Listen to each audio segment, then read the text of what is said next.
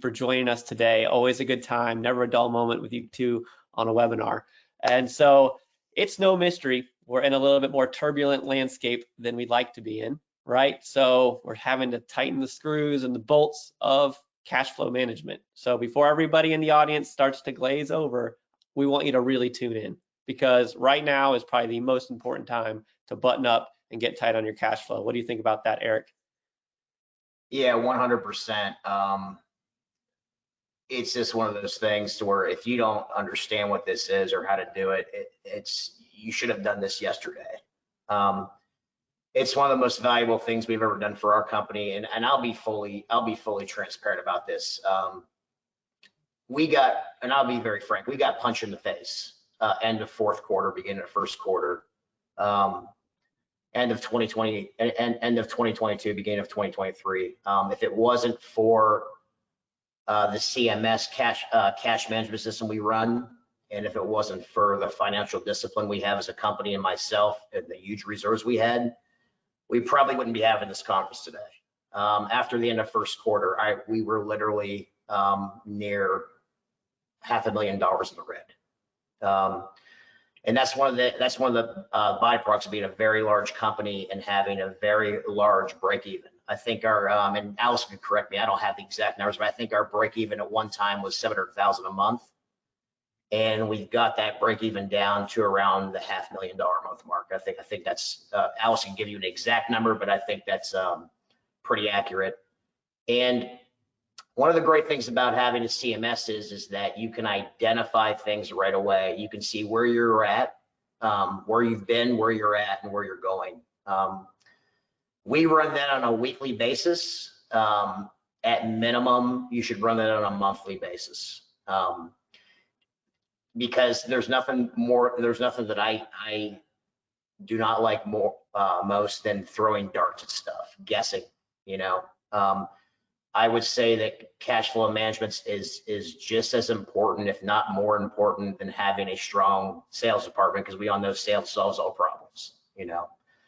So because of that and many things, we were able to make all that money back and get back in the black, get stabilized, pivot, because I'm pretty confident that probably every moving company out there in the entire country at some level or another has had to pivot. And if you haven't pivoted, God bless you, because that's probably a very dangerous place to be. And that's one of the things that this does, is that it takes all the guesswork out of it. It takes all the gut feeling out of it, you know, because the data always tells the truth. Regardless of what you hope it may or may not be, the data is going to tell you the truth. And that sometimes that's a very good truth, and sometimes it's a very hard truth.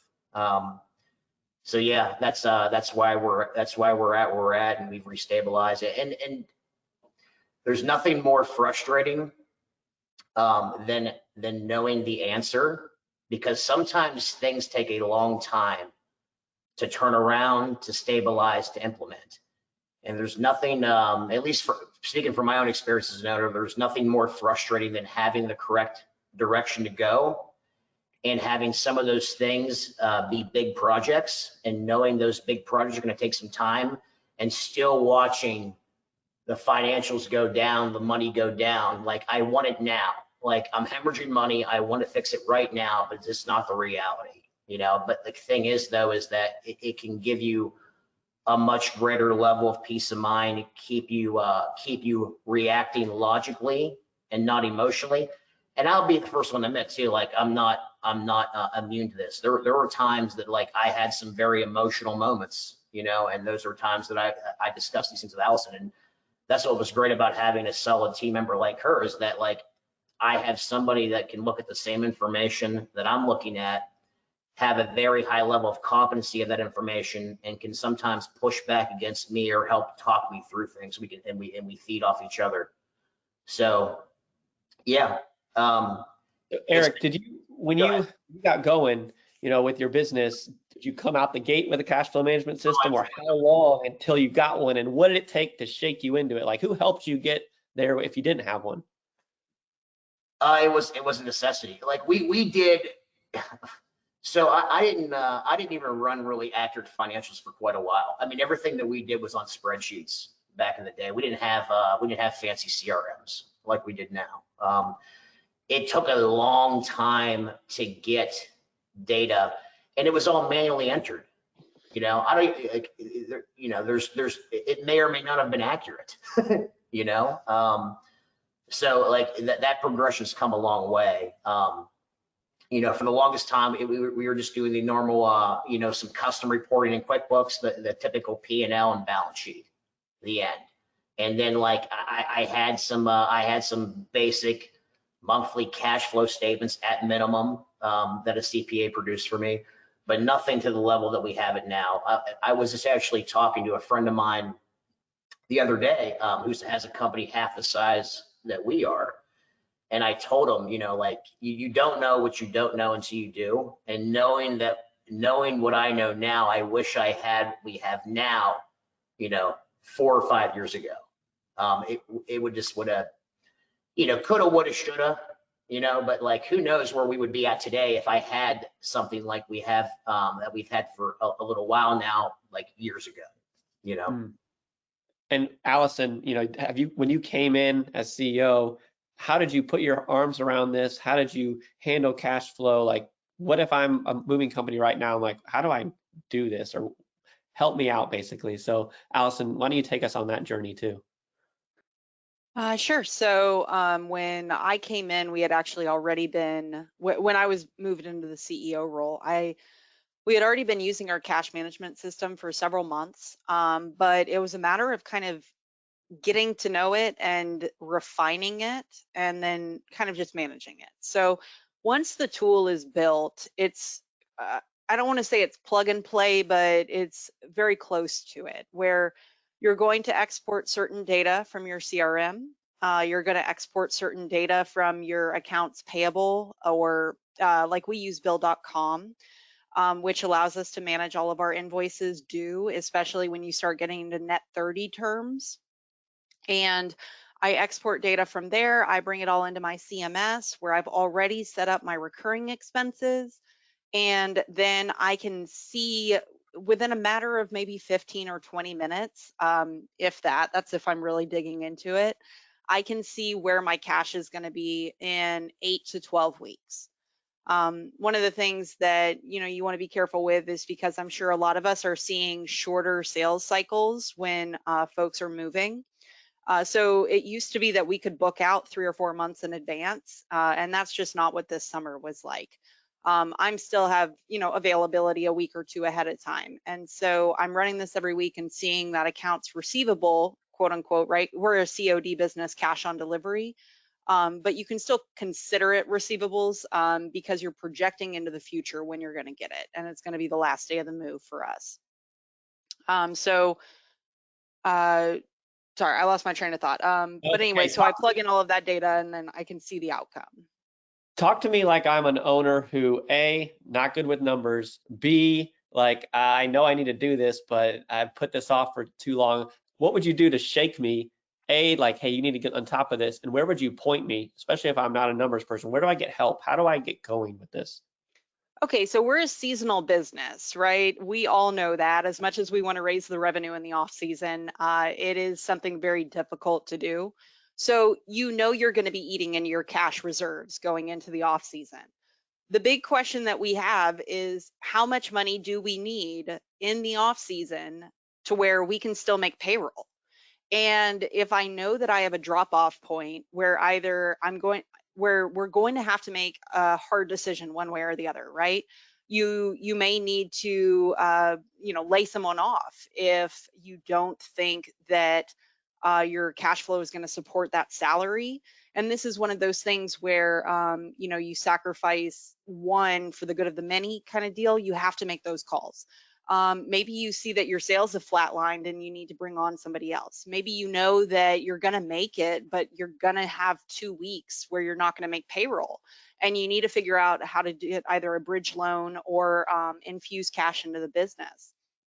That's what your cash management system is going to tell you before it's an emergency. The last thing you want is to go and run payroll and see that you don't have enough in the bank account to pay the people that you're tasked as a leader of taking care of. And so that's why it's incredibly important, is that if most of the people in this industry, I think, are very people oriented, they know their guys go out there and work their butts off and do a great job. And the last thing that you want to do is do wrong by them. So if anything, I'd say wake up and this is respect for your business and for your people, is to know where your cash is going to be in 8 weeks. And so when I wake up and know where that cash is in 8 weeks, or maybe I'm like, okay, I need to wake up. Do I turn to like a CPA, a bookkeeper, the Cash Flow for Dummies book at the Barnes and Noble? Like, where do I go to build this thing? Where do I go, Eric? So any CFO can do this. Okay. Now, we don't all have the luxury of hiring a CFO, someone you're going to pay $150,000 plus a year. Typically, the owners that I know who have CFOs on staff, they're usually 8-figure companies. Sometimes, and I'm sure I can be corrected on this. The lowest top line revenue company that I know of that has a full-time CFO on staff that makes grosses $15 million a year. Okay. Another very popular thing, and we utilize this, is fractional CFO work. Any fractional CFO could build this out for you. And it's a really good way to vet one. If they can't build this out for you, they're not worth anything you're paying them. Any fractional CFO could do this for you.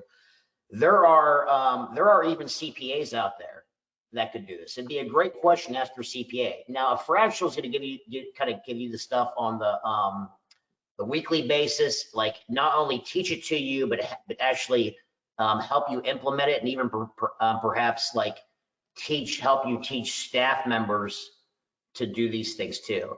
Because there is a lot of there is like Allison said, it's semi plug and play. There is some data entry, and in fact, it's more valuable than to have complete automation, to have some level of data entry. It's one of those situations where you're actually doing yourself a service by someone taking on the responsibility of doing that lower level data entry on a week.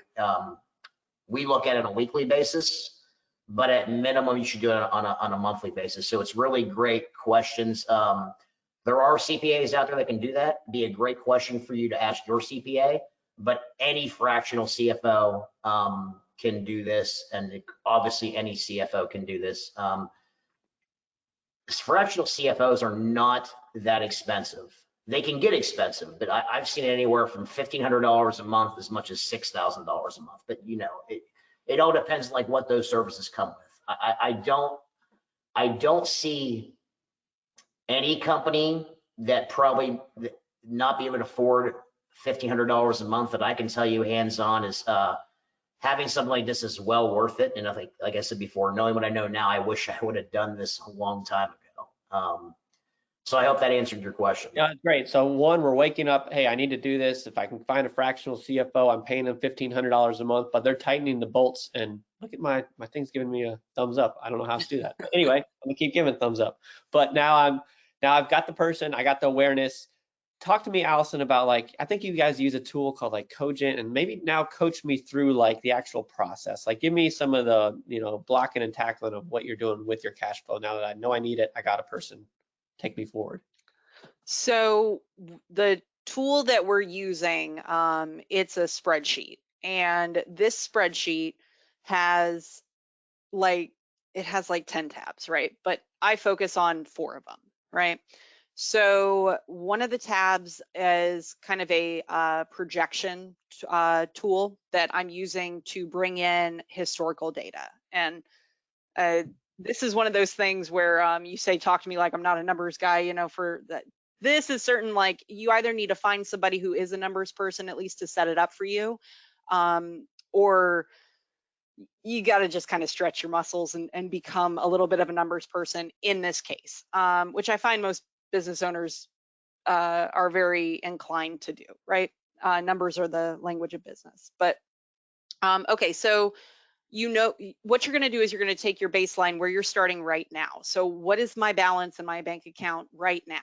Okay, so you're going to put that number in one spot. Then what you're going to do is you're going to say, what am I expecting to earn? So the way that I do this is fancier than what somebody else may do, right? So what I do is I export I'm trying not to sound too technical. but I'm going to launch into it and y'all let me know if you need clarification. I'm going to export a CSV file from my CRM, because then I can import it into my spreadsheet. And then what it's going to do is calculate those numbers based on the due date of the payment that I'm going to receive. So what that does is it stretches it out across a row of dates, right? So I've got what I started with, and then this is the income I'm expecting to bring in. Okay, so now you need to figure out the income that's going to go out, and that's where I do my recurring fixed assets, overhead. So I know that I'm going to spend, like let's say $1,000 a day on ads. I know that I'm going to spend, I'm just going to throw numbers out there, but like $5,000 a month on a truck lease, right? I plug in all of these recurring numbers that I know are going to come again and again and again, and then those are going to come out, let's say the first of the month. So I know the first of the month I'm going to take a hit. So every 4 weeks, I'm going to see a big number in my expenditures column or row. And then going down from there, then you're going to have your payroll, which I calculate as a percentage of my revenue, because, outside of admin salaries, which I calculate separately. So then you're going to do your one-time payables, like claims, right? Somebody came in, they need $800 to replace whatever. So once you have all of that, now you've added that you've started with this balance, and then the next week you're going to add this much and take away this much, and then the next week you're going to add this much and take away this much. And what it does is it just creates an understandable flow of cash. That's how it's naturally going to happen. It just gives you insight into it ahead of time. You can do this without importing data. You can open up your CRM and run a projection for this week and this week and this week, and then you can just put those numbers in and plug them in. Especially if you're running it monthly, because the numbers aren't going to change as frequently. But if you are doing it weekly, just keep in mind you're going to run like 10 reports to get a 10-week cash flow. Hey, James. Yep. I have a good question. Allison, speaking of spreadsheets, Kyler Kreider said, we use Google Sheets for cash management, but it's very manual. Is there good software for cash management systems that you would recommend? I have never looked into any software for cash management, so I don't have an answer for that. A lot of your fractional CFOs, a lot of them come with like their own dashboards that they could, as I've seen it being offered many times, that can probably be an extra cost. But a lot of your fractional CFOs that you can hire will come with their own dashboards, kind of like a software platform that all the stuff can flow into, that I've seen. Are there actually softwares dedicated to this? Maybe. I know it would be extremely valuable to have this in a CRM, but at the same time, I know how a lot of CRM companies operate. And if I'm a CRM company, I'm not going to spend a bunch of money developing something that maybe less than 1% of my client base is going to use. Even I know that, so if enough people want their CRM to do that, and they're actually going to utilize it, maybe you could probably talk to your CRM provider. I know that Smart Move and Movegistics have gone down the path recently of doing like job costing and forecasting within the CRM. I'm pretty sure. I'm not sure if Supermove's done it. So I know some of these CRMs are starting to go down that path. I can't see that being nothing but valuable. But the spreadsheet we use is very, very simple. And I'm sure people are going to ask us, hey, will you share what the tool you use? And we're not going to do that. And the reason why is that the power in this is you actually taking the journey, just like I know everything that's valuable in my life, I've put some effort in to making it happen. And when you put effort in, and there's something you pay, whether it's sweat equity or not, it's more likely to be more powerful and actually utilized in your company, not just another free thing you got putting in no effort that you put on the shelf to collect dust. Thank you. And this may be to build on that, and I don't know the question asker's size, but if you have a team around you, you can always have each team member do a specific part of it. Like if you have a sales manager or a team lead or a sales rep that you trust, then you can have them enter in the accounts receivable, you know, the expected income that comes down. If you have a bookkeeper, then they can enter in. If you work with a part-time bookkeeper, they should be able to give you a list of the recurring expenses, and then you can just run off those. So by utilizing your team, you can take this off of your shoulders and kind of spread it out if you don't already have that. Yeah, yeah. Hey, James, we have some questions flowing in. Do you mind if we take a second, go through a couple of them? Let's do a couple more of those, and I want to keep layering on top of the foundation that Eric and Allison built. But yeah, Q&A, let's go. Okay, Allison, first one here from Toby Martinez. What percentage do you typically allocate for labor? Hey, Toby. So let me actually answer that solidly. I am currently allocating about 60% to labor, and that's all in. I mean, I'm accounting for work comp, I'm accounting for admin fees in that percentage. So when I'm actually calculating it, I'm calculating 40% for my movers. I will be the first to admit, though, don't lean too heavily on my numbers. I think that we've run a little bit on the heavier side for some time. And so one thing I can tell you in my cash management is that I see my reserves going down. And so I know that I may need to shave some stuff off that. Got it. Thank you. And then last one for me, James, and then I'll disappear again. Samuel Richardson said, speaking of cash flow, what trends are you all projecting going into this winter? This season has looked very different over the last 3 to 4 years, and we're in uncharted territory. Any hypotheses of what's coming for the remainder of Q4 and going into Q1 2024? I'm going to put the brakes on that question, and I'm going to add a little bit to it because it's perfectly timed for where we're going next, right? First was shake me, wake me. I need to get in cash flow. Second is where do I go? Who do I get help with? The fractional CFO or CFO or CPA like we talked about. Now we're going to talk about, okay, I've been doing that. I've got the data. You guys, you know, at Wirks, I've got multiple years of data. How do you forecast when the times are great, when the times are not so great, like right now? Or, you know, talk to me, Allison, you've talked to me about the good, better, best scenarios that I think this individual, and then also share with what you are foreseeing, you know, as we're going forward. I think that's the heart of the question too. Like, what do you see going forward? Allison, Okay. do you want to talk about how we always go over the 3 scenarios? Yeah, so I have 3 scenarios that I run. And any business, when you're doing your budget, whether it's a weekly budget or an annual budget, you are going to want to run a worst case scenario, a most likely scenario, and a best case scenario, right? So what I've done in mind, to be specific with that, is that I think that right now, the way that 2023 has gone, our best case scenario is that we hit 2021's numbers. And the reason that I say that is because 2022 was an outlier year, right? We saw the market crash pretty much in November. At least in our area, and crash is maybe a strong term, but we saw it fall off really sharply. And so if I take last year's numbers and I say, and by the way, I'm not taking last year's numbers verbatim. I'm actually taking a percentage less than last year's numbers, because what I've done is I looked at what I've done January, February, March, April, and compared to what I did the previous year.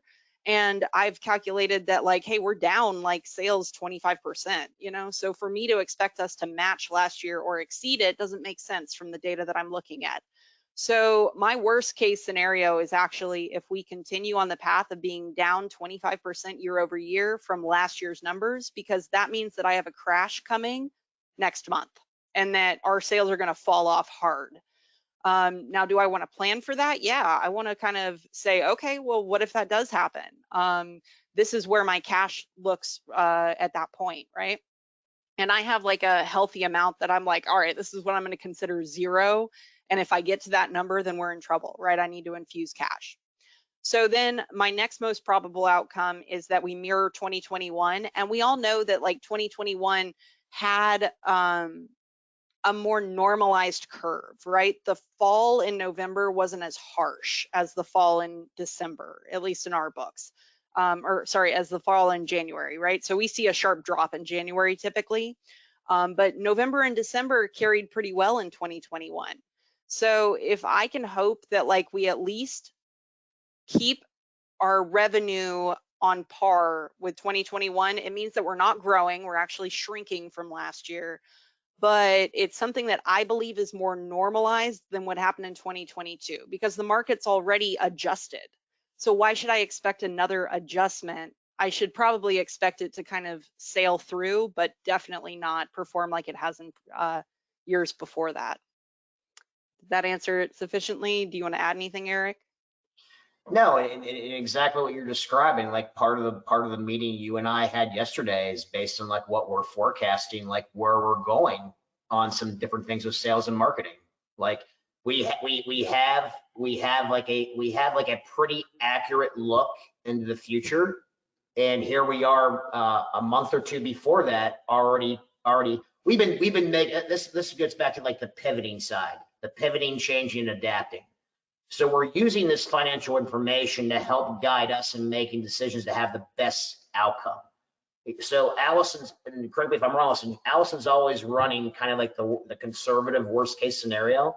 And also too, we don't count our reserve account in that cash flow management system. That's just the operating account. So if some of these worst case scenarios happen and we're in a position like, wow, we're going to be really tight, we can pull from the reserve and inject into the operating account. So that's the great thing about it, is that we can make decisions in other departments to help us reach the best. Because without showing it, the best case scenario on our cash management system looks wonderful, and we can always try to make decisions in other parts of the business to give us the best shot at the best case scenario, if that makes sense. Yeah, and can you guys go deeper on that decision making? I think that's where we want to go next, is like using the data to drive your decisions in the tough times as well as the times where you're trying to scale a bit more. When do you acquire that next truck? When do you go and spend for some of that CapEx? Can you guys help us with that level of decision making too? Yeah, so we're not like, there's no focus on CapEx fund right now. And CapEx fund, capital expenditures, that's like what that means is like that can be a separate fund. Like when you want to invest in growth in the business, that could be in another location, another building, more trucks, software, take your pick, And what's great about building another bucket you can have as well is like your taxable account. The money you're earmarking to pay the taxes you're going to pay. Like, so the great thing about our cash management system tool is that we can have as many buckets as we want. And then basically it's almost like you're giving every dollar an assignment that comes in. And our reality is right now we're running two buckets: operating account, reserve account. Now in a perfect world, like hopefully, eventually we'll be able to start putting stuff back in the CapEx account. And obviously, yeah, I'm running the taxable account too, but no, so we don't have the luxury of having the CapEx account being funded right now. So that's definitely not happening. Right. In the good times, though, yeah. Go ahead. I was going to say, when the good times do come, and they will come again, right? So what you're going to do is you're going to look and see, you're going to have like a point where you're like, I have plenty of cash on hand, right? And what Eric's getting at with the reserve account is that you'll set a number, and hopefully you have enough historical record to know what that number needs to be to get you through your worst times, right? So let's just throw it out there that says like, okay, I need $250,000 in the bank to get me through my worst months where my revenue is going to eat up all my revenue is not going to keep up with my overhead expenses. And so I need to have this cash on hand. Okay, now that I've put that cash on hand, what am I going to do with the rest of it? So this is where you can actually set it up as a line item in your cash management system, to where, let's say each month you're going to, or each week, you're going to set aside $5,000 of your revenue for a new truck, right? You want to put a full down payment on it so that you don't have to spend a lot monthly. So what you're going to do is you're going to forecast that out from your cash on hand, and you'll know if you can give more or less to that CapEx account, because you'll know that you've hit that 250 cap, or that if you contribute 10K to that one and 10K to this one, then you're going to hit your goals, right? What it does is you're not guessing. You're not like, oh, am I going to make, this big expenditure in March? Am I going to be able to pay for that? No, you're going to know well in advance of that because you're going to have forecasted it and budgeted it and, set aside the money that you need for it. That's the one thing I'd add on CapEx. And I would say that this is off topic, but on topic. You're going to hit a point where like you will have the cash, but like my strong recommendation is that you get with a fractional CFO or you talk to your CPA and you don't keep it as cash unless you have to. So let's say that you know that in the first few months of summer, you're going to build up your reserve, but you're not going to need it for 6 months. You need to find something that can make money on that money, right? So you need to do a high interest like CD, a high yield CD, or a treasury bonds are actually have a really good return right now. And you'll know based on your CMS how much you can buy in that before you'll need it again. So you can do a 90-day treasury, lock that money up so that it actually earns percentage greater than inflation. Yeah, right now that's over 5. Why set your reserve capital in a bank account making 0.25% when there's, well, not just that, but there's a lot of vehicles out there where it doesn't tie your money up that long that gives you a 5+% return, and that arguably that may even be returning better consistently than the stock market right now, So that's just another example. The same thing with your CapEx fund when that, wonderful day comes again for us where we can invest in that. That money could be making money while you're while it's building up to invest back in your business and in growth. And when the good time, we've been spoiled for a long time. Like forget the COVID situation. It's been good. I mean, heck, I've been doing this since the end of 2009. It's been good times for a long time, and a lot of companies didn't start in like 2009, 2010. They only know good times, and this is one of the situations to where, like one of my favorite sayings by like Warren Buffett and Charlie Munger, when the tide goes out, you'll see who's swimming naked. Well, we're seeing who's swimming naked right now. And this is what I talk about. You're gonna pivot, adapt, move, do something, or you might not be around. You might not make it through this off season. That's right.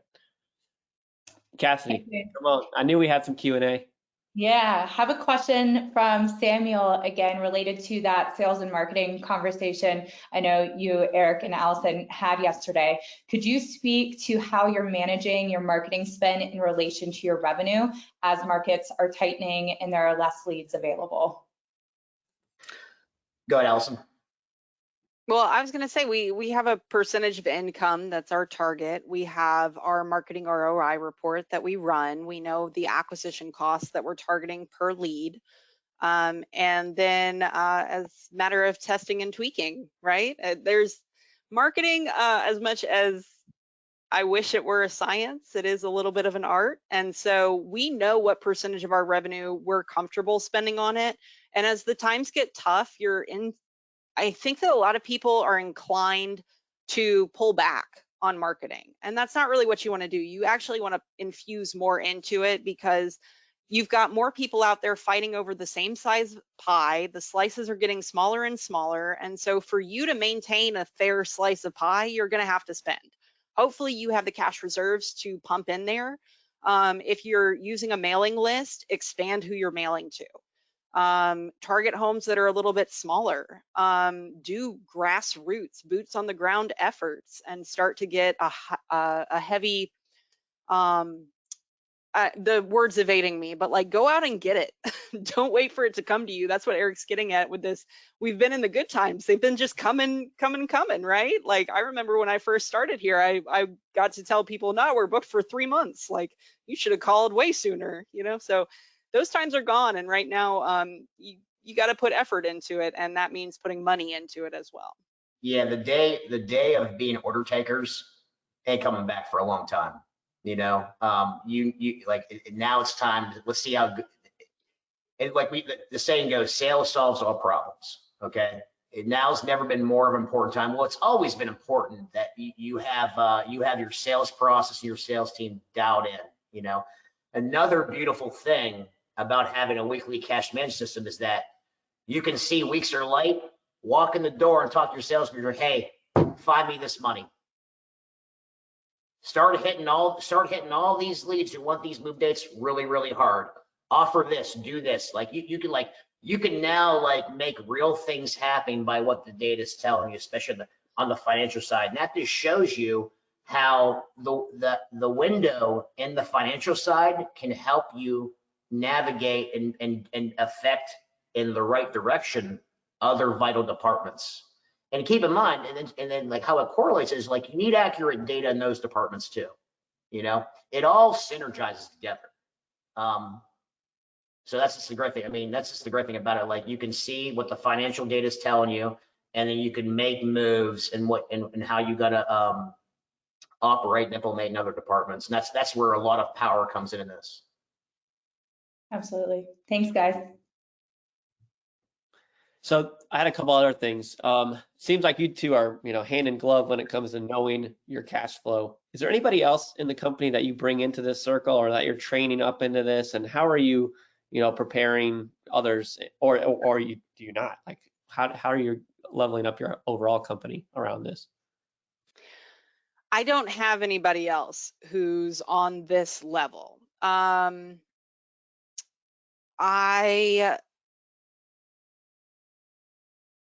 You could consider that to be where we have like opportunity for growth. But this is kind of that concept of like open book management, where you want to disclose to the correct people the correct information. Seeing a cash anytime. Our society is so inclined to see up and to the right, up and to the right. And when you see down and to the right, you're like, that hurts, but what Eric and I have is insight into what that really means. And so if you expose like too much of your group to it, if you are going to do that and you are going to expand it out to where you have a lot of people seeing the end result of the data entry, you just want to make sure that you're educating your people on your vision and what you intend to come out of that.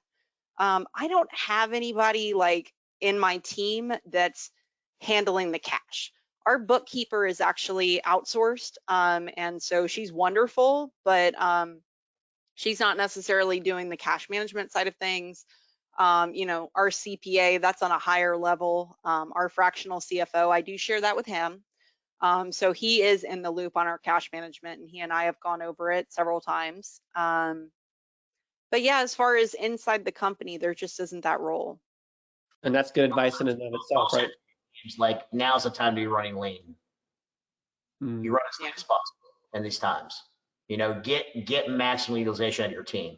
Like we got because like I said, remember I told you we went from like a $700,000 a month break even to $500,000. That's a $200,000 decrease we went through over the past 9 months gradually. And not a substantial amount of staff change. We're just getting the most we can out of our staff. A lot of cross training. It's never good for one person to be the only person that knows how to do that, even if it is documented. Cross training's at a certain extent a very important thing as well. Where did you guys find areas to cut the fat? Like, how did you go from 700 to 500? Where did that come from? Management. Well, I know. I was going to say, Eric, there were absolute payroll line items that changed. You really have to take a look at it. What we had, I've heard this mimicked from several different companies, but and in hindsight, it seems like we just missed the elephant in the room. But we were geared up for growth. We hired with the intention of doing like 20% growth in revenue. And where we did not react quick enough was to shave off that admin overhead when the time came. When we saw that it was a downward trend, that it wasn't going to bounce back, that's when we started to eliminate management positions, consolidate responsibilities and roles, watch your labor margins. That is number one. Watch your guys out in the field. If your CRM can't do job costing, you need to be doing job costing. You need to know how much you're paying your guys to go out there. If you guys are paying port to port, you need to make sure that they are not wasting time in between, because that's where you're actually going to recuperate the most valuable and powerful dollars is in your gross.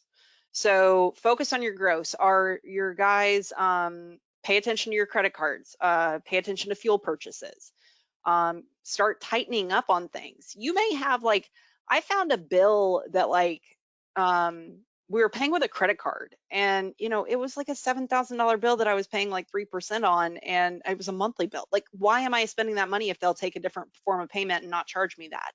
So you start to cut nickels and dimes from a lot of different places, and you shave a lot of stuff off. It ends up adding up a lot. So don't just look for, like, how am I going to cut $200,000 from one line item? You're not going to. But you need to look around and see where you can shave, and then just know that it adds up over time. That's Yeah, great. and start with your cost of goods sold first. Like Allison said, like really paying attention to your fully burdened.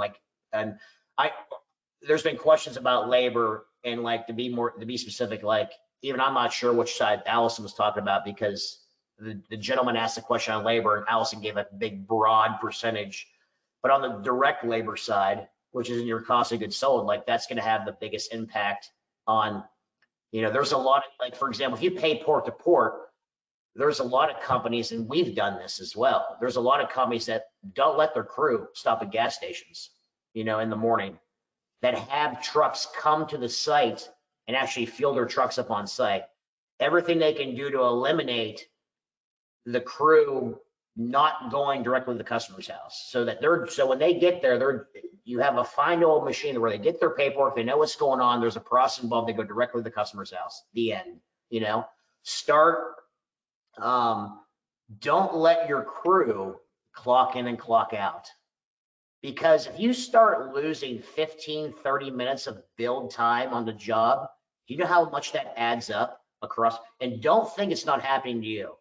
I actually thought, oh yeah, it's not. No, I guarantee if you're not paying attention to this, if you're not seeing when a crew clocks in and clocks out, and like if you have a GPS tracking system, for example, they clock out at this time but leave the house 30 minutes later, or they arrived at the house at this time and clock in 30 minutes later, that money is substantial that you're losing.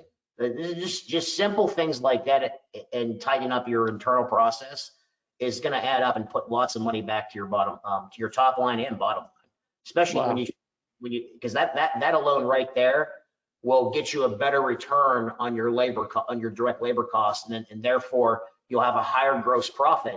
And having a higher gross profit is the biggest needle mover to your bottom line. And then look, like Allison, look at your expenses. Think about like our personal lives. There's a reason why there's an app out there that'll show you and help you discontinue all your subscriptions. I can't tell you how many people probably spend close to $100 a month, maybe more, in subscriptions they forgot they had. Just another example, another analogy I can apply to what I'm talking about. Yeah, I love that. And if anyone has questions, please put them in the chat. Cassie will come back. We'll have another 5-6 minutes of questions. I had one last question. Cassie, we'll let you go, and then with some questions, and then we have a final tech demo at the end. So my last question for you guys is, what are you doing to grow yourself in this? Like, where are you going next with your own cash flow management system? Is it good, buttoned up, you're happy with it, or are you what are you gonna tweak with it, Allison? I see you smiling, so I'll let you answer this one. Yeah, well, and as you know, I led this conversation with its plug and play, and what is not plug and play is your budget, and your budget's something that's going to live and breathe and evolve. And so what I do is I will go back and I will check myself on my forecast. And I actually have a chart where I plot out what I thought it was going to be in my best, worst, and most probable case scenarios, and I draw where it actually was. And so this is where doing the hindsight and looking backwards and seeing how accurate you were is going to help your future forecast. Because I think it was like, a month and a half ago or something that I added in I tweaked one of my projections, because I was like, this one's not even useful. Like it's so far off of what reality has been, it's not even worth looking at it. So you always want to check yourself historically. And like, that's not something I do every week. I'll do it probably once every month to 2 months. I'll just kind of check myself and be like, do I need to tweak this going forward? All right. Kathy. All right, I have a question, Eric, related to what you were talking about with direct labor costs and labor management. There were a couple of comments that came in that just said those numbers are out of control for us. Do you have any recommendations or tips with processes that you put into place to eliminate or avoid some of those unnecessary costs that you were incurring? Yeah, the simplest way that I could answer that for that whoever asked that where they can have an impact, it starts at the top and works all the way down to accountability. Every position in the company should have some form of daily checklist and end of day report. So that way you know who's dropping the ball and who's responsible for what. Start it out manually. Make them send it to you in an email. Okay. I'll give you an example. You could even have the very bottom at the very bottom, like a mover or driver or whatever. Okay. Like this could be simple. Like they got a report. They did their VIR, vehicle inspection report, that their materials are loaded, good to go. You can do Google Forms. There's all kinds of tools out there you could do this with. Okay. Say for example, like then you want the say like for example then you want to know when the driver arrived at the job. If you're not running a GPS tracking system, okay, the process, they send me a text. See where I'm going with that? Say you want to say it's in your policy that the truck's to be cleaned up and locked at the end of the day. Driver comes back to the shop, takes a picture of the truck being clean, takes a picture of the truck being locked, sends it to dispatch. And then dispatch, for example, like that would be part of their checklist to make sure, hey, did I get all the text messages from all the drivers? You see where I'm going with that? I put them in, and then that goes to their boss. So, because the idea is, it's like, for example, it's not Allison's responsibility to ask the mover why he didn't do something. Allison's not going to go yell at the driver, yell at the mover, and she's not going to go yell at the dispatcher or whatever you title them in the company. No, she's going to go ask the operation, hey, why is this happening? Why aren't your people making sure these people are doing this? It goes up levels, you know. And then the dispatcher has their checklist in their report that goes to the ops manager. The ops manager has their checklist in their report that goes to the leadership team. See where I'm going with that? Now, are there ways to make that efficient? Absolutely. But start there. Start there with like getting controls in place and then making sure who's responsible for those controls, is that you know who's doing what, because what will happen sometimes is that someone will say they did something, did not do it, but now you have a point of reference that goes as, well, you freaking lied to me. It says here that this was done. I'm staring right at it. It's not done. And now you can have justification for making changes. It might be a train opportunity. It might be a come to Jesus meeting opportunity. It might be, hey, I'm tired of this. I pay you for an outcome. You're not doing this. I'm going to have someone else that can do it. Mm-hmm. So that's kind of like a long version, but like at a basic level, that can get the ball rolling on getting controls in your operation. I do want to jump in on one thing, right? Because the question was the percentage that I use for my CMS, right? So we typically run 25 to 35% labor. If we have 35% labor, it sends out an alert that my management has to explain on a job why I got 35% labor. So when I'm calculating 40% labor on my CMS, that is worst case scenario, and it also accounts for bonuses. So historically, like we actually pay our guys to get reviews. And so by me going to that 40%, I've given myself a 5% buffer. When I was giving that 60% number, you got to understand that's going to include my admin costs, that's my CSRs, that's anything payroll related underneath in expenses. So I did want to clarify on that line item, because if I was running 40% labor consistently, we would have a problem. So I did want to clarify that. Thanks for clarifying that, Allison. Thank you. Because even I knew it was lower. Now I was like, where'd that number come from? I know. And again, CMS, I am extremely conservative. Like, I consider worst case scenario, everything's going to catch on fire. Like, I want to be prepared for the worst. And so that's why I use those higher numbers. Got So it. guys, this time Wow. is flown by, and if we had a ton more questions, which I'm sure we do, Cassidy will document those, and we'll try to get back to everyone asking those questions. You know, every time we get the chance to have Eric and Allison on, it's always fantastic, incredible engagement, and that really is going to kind of button up all of our Q&A, our overview, and we've always spent usually the last 5 minutes just talking about the technology that Eric and Allison use and what we have here at LiveSwitch. If you want to stay on for that. But Eric and Allison, their team uses LiveSwitch all the time. All right, and I know you guys are using it in your virtual estimates, and I'm not sure if you guys have started using it for all of your video documentation. And I'm going to talk to you guys about a new feature that we're launching next week that Allison and Eric don't even know about, but we're going to add it to the platform here as well, which I'm sure you'll be pleased to do. But I know your sales team is actively using this on your bidding, expanding your reach. So what you're looking at here is LiveSwitch Contact. I know you guys have both seen this before and use it often. But this platform can be used on a PC, a Mac, an iPhone, an Android. We are device agnostic. There's no apps to download. So when a customer calls in for a bid or reaches out, right, Allison, you correct me, you guys use this every day. The sales team will text out a link to the customer. I'm going to text myself in this case, not ideal, but at least you guys can kind of see how this works. You put in the customer name in case you need to use it for later or reference it later, right, to show the team, or reference it for claims if something were to happen. And what will happen is when I hit send, it is going to send me a text right now as if I was a customer, and I'm also going to act like the agent. So what you're seeing on my screen is what the agent sees. So it starts to load up here while the text is coming through. And there's my text. I just got it. When the customer clicks on the text, and all they'll do is they'll click on it, opens a browser. Again, we do not care Android or iPhone. And then it only simply asks me allow the camera. Once I allow the camera, we're rocking and rolling. So it's going to load up on my phone here.